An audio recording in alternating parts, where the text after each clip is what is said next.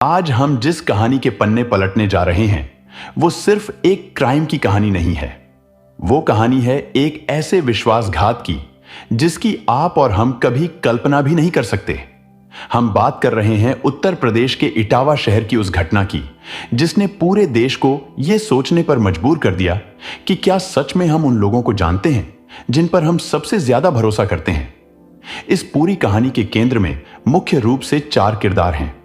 Screen पर जो पहली तस्वीर आप देख रहे हैं वह है दिव्या की। दिव्या जितनी शांत, सभ्य और सुंदर थीं, उससे कहीं ज्यादा समझदार और सुलझी हुई इंसान थीं। उनका मानना था कि समस्याओं से भागने के बजाय उनका डटकर सामना करना चाहिए। दूसरी तस्वीर है इस कहानी के दूसरे किरदार और दिव्या के पति अजितेश की। अजितेश एक नेशनल टीवी चैनल के जाने माने क्राइम एंकर हैं।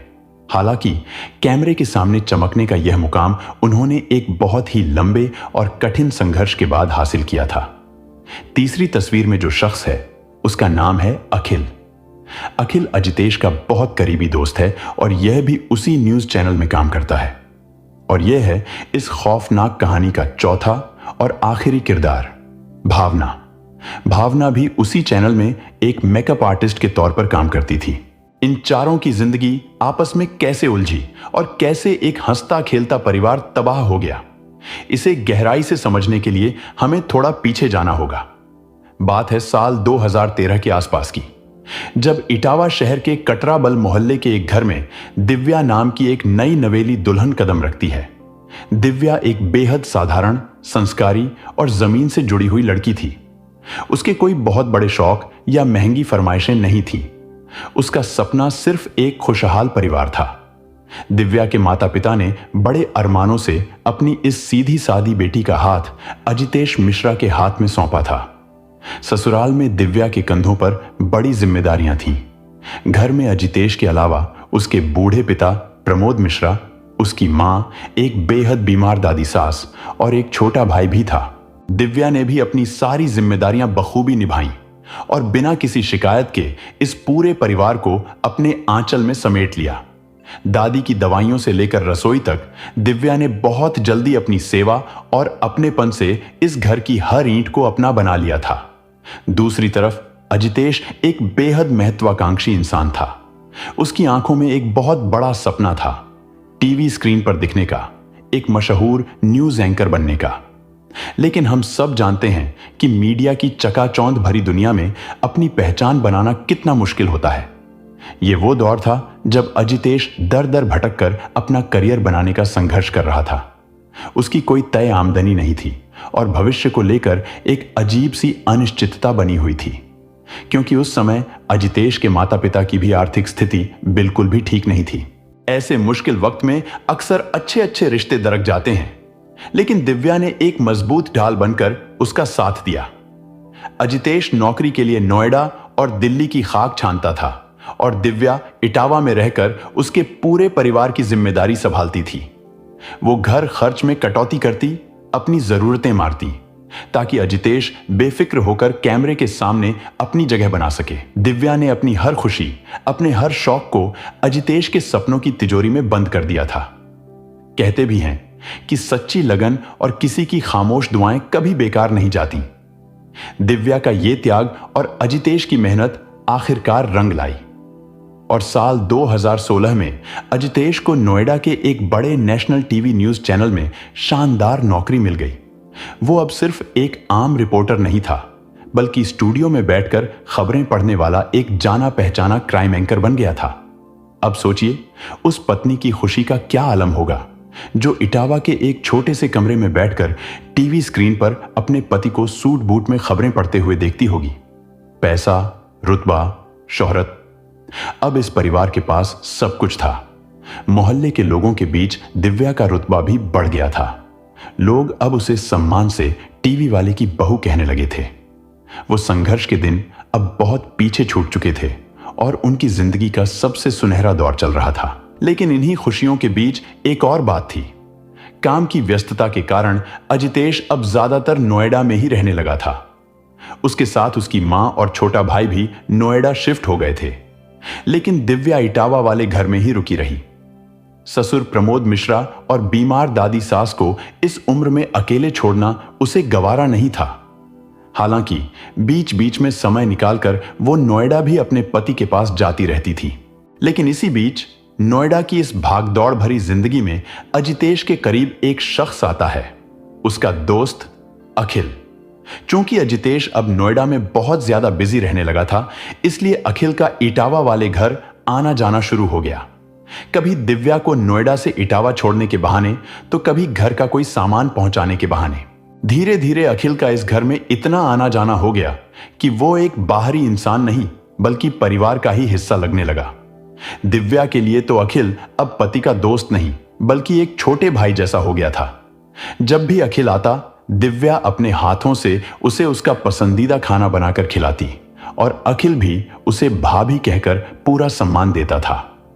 दोनों के बीच विश्वास का एक बहुत ही मजबूत रिश्ता बन चुका था। सब कुछ एकदम परफेक्ट चल रहा था। लेकिन दिव्या को क्या पता था कि जिस भरोसे की चादर को उसने इतनी शिद्दत से बुना है, उसी से उसका कफन तैयार होने वाला है। तारीख थी 14 अक्टूबर 2019। उस दिन इटावा वाले घर में दिव्या लगभग अकेली ही थी। ससुर प्रमोद मिश्रा किसी काम से बाहर गए हुए थे और बीमार दादी सास दूसरे कमरे में आराम कर रही थीं। तभी दरवाजे पर दस्तक होती है। दिव्या जाकर दरवाजा खोलती है और सामने उसका वही मुंहबोला भाई अखिल खड़ा था। अखिल को देखते ही दिव्या के चेहरे पर खुशी आ गई। उसने पूरे सम्मान के साथ उसे अंदर बिठाया। वो रसोई में गई, पानी उबाला, चाय बनाई और नाश्ते की प्लेट लेकर ड्राइंग रूम में आ गई। दोनों चाय पीते हुए आराम से बातें करने लगे। माहौल इतना खुशनुमा और पारिवारिक था कि दिव्या अचानक अपनी पुरानी यादें ताजा करने के लिए अंदर से अपनी शादी का वो भारी भरकम एल्बम ले आई और अखिल के पास बैठकर बहुत ही उत्साह से उसे एल्बम की तस्वीरें दिखाने लगी। दिव्या का पूरा ध्यान उन मुस्कुराती हुई तस्वीरों पर था। वो पूरी तरह से बेफिक्र थी। इधर जब शाम को दिव्या के ससुर प्रमोद मिश्रा अपने काम को निपटाकर घर लौटते हैं, तो वह दरवाजे पर खड़े होकर कई बार आवाज लगाते हैं, लेकिन अंदर से कोई जवाब नहीं मिलता। घर में एक अजीब सा सन्नाटा पसरा हुआ था। अनहोनी की आशंका से वह दरवाजे को हल्का सा धक्का देते हैं तो दरवाजा बिना किसी रुकावट के खुल जाता है और जैसे ही प्रमोद मिश्रा घर के अंदर दाखिल होते हैं, उनके पैरों तले जमीन खिसक जाती है। घर के हॉल में उनकी बहू दिव्या खून से लथपथ बेसुध पड़ी थी। बदहवास होकर प्रमोद मिश्रा दिव्या को उठाने की कोशिश करते हैं, उसे झकझोरते हैं, मगर दिव्या की तरफ से कोई हलचल नहीं होती। उनकी चीख पुकार सुनकर आस पड़ोस के लोग भी भागकर अंदर आ जाते हैं। वहां का खौफनाक मंजर देखकर हर कोई सन्न रह जाता है। स्थिति को देखते हुए यह साफ हो चुका था कि दिव्या अब इस दुनिया में नहीं रही। तुरंत पुलिस को इस खौफनाक वारदात की सूचना दी जाती है और खबर मिलते ही पुलिस की टीम मौके पर पहुंच जाती है। क्राइम सीन को देखते ही शुरुआती जांच में यह साफ हो जाता है कि दिव्या की मौत सिर पर किसी भारी चीज से किए गए हमले की वजह से हुई है। पुलिस देखती है कि घर का सारा सामान इधर उधर बिखरा पड़ा है, जिसे देखकर पहली नजर में ऐसा लग रहा था मानो घर के अंदर कोई लूटपाट हुई हो। जांच में कातिल का कोई भी सुराग छूट न जाए, इसलिए तुरंत फॉरेंसिक टीम और डॉग स्क्वाड को भी मौके पर बुला लिया जाता है। इधर पुलिस क्राइम सीन की बारीकी से जांच कर रही थी और उधर दिव्या के शव को पोस्टमार्टम के लिए पास के ही अस्पताल भेज दिया जाता है। जब पोस्टमार्टम रिपोर्ट सामने आती है तो पुलिस का शक और गहरा हो जाता है।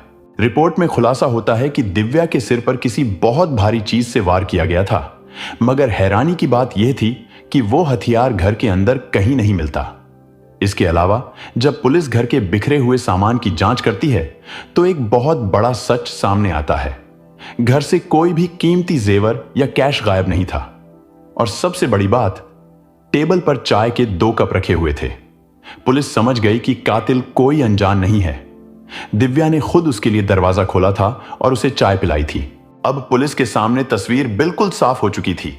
घर में बिखरा हुआ सामान सिर्फ जांच को भटकाने का एक दिखावा था। यह कोई लूटपाट नहीं थी। कातिल का एकमात्र मकसद सिर्फ और सिर्फ दिव्या की जान लेना था। चूंकि दरवाजे पर कोई जोर जबरदस्ती नहीं हुई थी, इसलिए पुलिस समझ चुकी थी कि कातिल कोई बाहरी लुटेरा नहीं, बल्कि दिव्या का अपना ही कोई जानने वाला है। जिसके लिए उसने खुद दरवाजा खोला था। लेकिन अब सबसे बड़ा सवाल यह था कि आखिर वो शख्स था कौन? क्या दिव्या के मुंह बोले भाई अखिल ने ही इस खौफनाक वारदात को अंजाम दिया था, या फिर उसके जाने के बाद कोई और उस घर में दाखिल हुआ था? खैर, जो भी था, इस गुत्थी को सुलझाने के लिए इटावा पुलिस ने तुरंत घर के आसपास लगे सीसीटीवी कैमरों को खंगालना शुरू किया और जल्द ही एक कैमरे में एक संदिग्ध शख्स घर से बाहर निकलता हुआ दिखाई दे गया। जब पुलिस ने वो सीसीटीवी फुटेज आस पड़ोस के लोगों को दिखाई तो इस खौफनाक कहानी का पहला पर्दा उठ गया। मोहल्ले वालों ने तुरंत उस शख्स को पहचान लिया। उन्होंने पुलिस को बताया, साहब ये तो अजितेश का दोस्त अखिल है और ये तो अक्सर इस घर में आता जाता रहता है। पड़ोसियों की इस गवाही ने पुलिस का काम बहुत आसान कर दिया और कुछ ही घंटों के अंदर पुलिस ने जाल बिछाकर अखिल को हिरासत में ले लिया। अब अखिल पुलिस स्टेशन के इंटरोगेशन रूम में बैठा था। जब उससे दिव्या के कत्ल के बारे में पूछा गया तो उसने पुलिस की आंखों में आंखें डालकर बड़े ही ठंडे दिमाग से कहा, साहब हां, मैं उस दिन दिव्या भाभी के घर गया जरूर था। हम दोनों ने साथ में बैठकर चाय भी पी और बातें भी की। लेकिन जब मैं वहां से निकला तब तक घर में सब कुछ बिल्कुल ठीक था। मुझे नहीं पता कि मेरे जाने के बाद वहां कौन आया और यह सब किसने किया। मेरा इस कत्ल से कोई लेना देना नहीं है। अखिल के हाव भाव इतने सामान्य थे और वो जिस कॉन्फिडेंस से जवाब दे रहा था उसे देखकर एक पल के लिए पुलिस भी ये मान चुकी थी कि शायद अखिल सच बोल रहा है। वो उसे छोड़ने ही वाले थे। लेकिन तभी पुलिस वालों के मन में ख्याल आता है कि क्यों ना इससे एक बार दूसरे तरीके से पूछताछ की जाए। और जैसे ही पुलिस ने अपना दूसरा तरीका अपनाया, अखिल का वो शातिर नकाब उतर गया और वो बुरी तरह टूट गया। रोते हुए अखिल ने जो सच उगला उसने खुद पुलिस वालों के पैरों तले जमीन खिसका दी। अखिल ने कांपते हुए कहा, साहब मैंने दिव्या भाभी को मारा जरूर है, लेकिन मेरी उनसे कोई दुश्मनी नहीं थी। यह कत्ल मेरी साजिश नहीं थी। मैंने तो सिर्फ हुक्म माना है और यह कत्ल किसी और ने नहीं बल्कि दिव्या के पति अजितेश ने करवाया है। अखिल के मुताबिक उस दिन वो दिव्या के घर सिर्फ और सिर्फ उसकी जान लेने ही गया था और जब दिव्या का पूरा ध्यान अपनी शादी के एल्बम की उन मुस्कुराती हुई तस्वीरों पर था जिनमें वो और अजितेश साथ थे, वो पूरी तरह से बेफिक्र थी। दिव्या मुस्कुराते हुए एल्बम के पन्ने पलट रही थी। उसे अंदाजा भी नहीं था कि जिस इंसान को वो अपने भाई की तरह अपने प्यार और भरोसे की तस्वीरें दिखा रही है उसकी आंखों में मौत का साया है। और तभी अखिल ने मौका देखकर वहीं रखा एक भारी फूलदान उठाया और पीछे से दिव्या के सिर पर जोर से वार कर दिया। दिव्या को संभलने या चीखने तक का मौका नहीं मिला। जिस घर को दिव्या ने अपने प्यार और त्याग से सींचा था, आज उसी घर के फर्श पर उसका खून बह रहा था। चंद पलों में ही अखिल ने उस अटूट विश्वास का गला घोंट दिया और वहां से चुपचाप फरार हो गया। दूसरे कमरे में सो रही बीमार दादी सास को इस खौफनाक वारदात की भनक तक नहीं लगी। यह सुनते ही जांच अधिकारियों का दिमाग सुन्न रह गया। वो अजितेश जो टीवी स्क्रीन पर बैठकर दुनिया भर के अपराधों की बखिया उधेड़ता था, वही क्राइम एंकर खुद अपनी पत्नी का कातिल निकला। लेकिन क्यों? उस अजितेश ने ऐसा क्यों किया जिसके लिए दिव्या ने अपनी पूरी जिंदगी दांव पर लगा दी थी? उसी ने खुद अपनी पत्नी की मौत की खौफनाक स्क्रिप्ट लिख डाली थी। अब जब कत्ल कैसे और किसके इशारे पर हुआ यह बिल्कुल साफ हो चुका था, तो पुलिस के सामने सबसे बड़ा सवाल खड़ा था, आखिर इस खौफनाक हत्या का मोटिव क्या था? जब पुलिस ने अखिल से सख्ती से पूछताछ की तो उसने एक ऐसा हैरान कर देने वाला खुलासा किया जिसने इंसानी रिश्तों के विश्वास को हमेशा के लिए चकनाचूर करके रख दिया। पूछताछ में जो कहानी निकलकर सामने आई वह इतनी खौफनाक और दर्दनाक थी कि सुनकर किसी की भी आंखों से आंसू आ जाए। दरअसल साल 2013 में जब दिव्या और अजितेश की शादी हुई थी तो शुरुआती कुछ सालों तक इन दोनों की जिंदगी बहुत अच्छे से और प्यार मोहब्बत से कट रही थी। लेकिन फिर जैसे ही अजितेश का टीवी एंकर बनने का वो सपना पूरा हुआ, कामयाबी और शोहरत मिलते ही दोनों के रिश्तों में खटास आनी शुरू हो गई। इस खटास की वजह कोई छोटी मोटी पारिवारिक लड़ाई नहीं थी। असल में पिछले कुछ समय से अजितेश अपनी पत्नी दिव्या से पूरी तरह कटा कटा रहने लगा था। वो दिव्या को हर बात पर इग्नोर करने लगा था, जैसे उसकी जिंदगी में अब दिव्या की कोई अहमियत ही न रह गई हो। अजितेश के स्वभाव में आए इस अचानक बदलाव से दिव्या अंदर ही अंदर घुटने लगी थी। वो परेशान थी और इस रुखेपन के पीछे के असली कारणों को समझने की कोशिश कर रही थी। और इसी कोशिश के दौरान दिव्या के सामने एक ऐसा कड़वा सच आ गया जिसने उसके पैरों तले जमीन खिसका दी। दिव्या को पता चला कि आजकल अजितेश की नजदीकियां उसके अपने ही ऑफिस में काम करने वाली भावना आर्या नाम की एक लड़की के साथ कुछ ज्यादा ही बढ़ गई हैं। नोएडा की चकाचौंध में अजितेश अपनी पत्नी को भूलकर किसी और के साथ एक नई दुनिया बसाने के सपने देख रहा था। तफ्तीश में आगे चलकर जो सच सामने आता है वो किसी भी पत्नी का दिल तोड़ने के लिए काफी था। अजितेश और उसकी सहकर्मी भावना आर्या सिर्फ दोस्त नहीं थे, बल्कि वे एक गहरे रिलेशनशिप में थे। यह एक सीधा सीधा एक्स्ट्रा मैरिटल अफेयर का मामला था। जैसे ही अजितेश के इस अफेयर की भनक दिव्या को लगती है, उनके घर का वो शांत और खुशहाल माहौल अचानक से तूफान में बदल जाता है। जिस पति के लिए दिव्या ने अपना सब कुछ दांव पर लगा दिया था, उसकी बेवफाई दिव्या बर्दाश्त नहीं कर पाती। इसके बाद दोनों के बीच बात बात पर तीखी बहस और लड़ाइयां होने लगती हैं। लेकिन यहां पर भी दिव्या ने हार नहीं मानी थी और न ही उसके मन में कोई गलत विचार आया। जिस तरह एक औरत अपना घर बचाने के लिए हर मुमकिन कोशिश करती है, दिव्या ने भी वही किया। एक दिन दिव्या मौका पाकर अपने पति के मोबाइल से भावना का नंबर निकाल लेती है और सीधे भावना को फोन मिलाती है। फोन पर इन दोनों के बीच काफी लंबी और तीखी कहासुनी होती है। दिव्या एक पत्नी के हक से भावना को सख्त लहजे में चेतावनी देती है कि वो उसके पति और उसकी शादीशुदा जिंदगी से दूर रहे। लेकिन भावना अजितेश से दूर होने के बजाय उल्टे दिव्या की ही शिकायत अजितेश से कर देती है और अपनी प्रेमिका से पत्नी की शिकायत सुनकर अजितेश का खून खौल उठता है। वो अपनी गलती मानने या सुधारने के बजाय घर आकर अपनी पत्नी दिव्या के साथ ही बेहद क्रूर और गलत व्यवहार करने लगता है। वो भूल चुका था कि दिव्या ने उसके बुरे वक्त में उसका कितना साथ दिया था। पुलिस पूछताछ में हुए खुलासे के मुताबिक घर में रोज रोज के इस बढ़ते तनाव और झगड़ों के बीच अजितेश और उसकी प्रेमिका भावना ने एक खौफनाक फैसला लिया। उन्होंने तय किया कि अब दिव्या को हमेशा के लिए अपने रास्ते से हटाना ही होगा, क्योंकि एक नामी एंकर होने की वजह से पत्नी को तलाक भी नहीं दे सकता था। शुरुआत में तो अजितेश और भावना ने किसी प्रोफेशनल अपराधी या कॉन्ट्रैक्ट किलर से दिव्या की हत्या करवाने का प्लान बनाया, लेकिन अजितेश खुद एक क्राइम एंकर था। वो पुलिस की तफ्तीश के तरीकों को बखूबी जानता था। इन दोनों को यह डर सताने लगा कि अगर किसी भाड़े के अपराधी को यह काम सौंपा तो पुलिस की पकड़ में आने की संभावना बहुत ज्यादा हो जाएगी। इसलिए कानून की आंखों में धूल झोंकने के लिए इन दोनों ने तय किया कि यह काम किसी ऐसे भरोसेमंद इंसान से करवाया जाए जिस पर पुलिस और खुद दिव्या कभी शक न कर सके। और फिर इसके लिए उन्होंने अपने ही एक दोस्त को मोहरा बनाया जिसका नाम अखिल था। अजितेश और भावना ने मिलकर अखिल को अपने इस खौफनाक मंसूबे में शामिल किया। जब उन्होंने अखिल से दिव्या का कत्ल करने के लिए कहा तो शुरुआत में अखिल थोड़ा घबराया।